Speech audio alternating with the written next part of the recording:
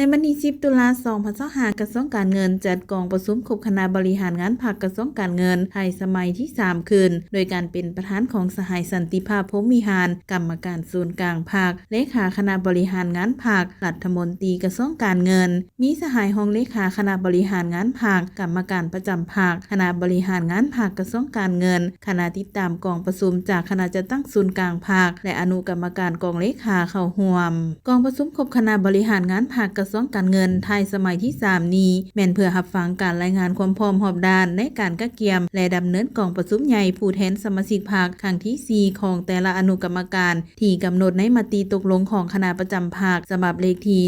187/คปจกงลงวันที่18กรกฎาคม2025เป็นต้นแมนอนุกรรมการด้านเนื้อในด้านขบวนการและป้องกันการกะเกียมด้านบุคลากรอนุกรรมการบริหารพิธีการงบประมาณและกองเลขารับรองเอาเนื้อในเอกสารงบประมาณและกองเลขารับรองเอาเนื้อในเอกสารห่างรายงานการเมืองห่างแผนพัฒนาคะแนนการเงินห่างบทสำรวจการนำพารวมและรับรองเอาเป้าหมายบุคลากรออกรับสมัครเลือกตั้งคณะบริหารงานพรรคกระทรวงการเงินสมัยที่4พร้อมนี้ท่านประธานกองประชุมได้มีคำเห็นต่อกองประชุมให้แต่ละอนุกรรมการตามมติตกลงฉบับเลขที่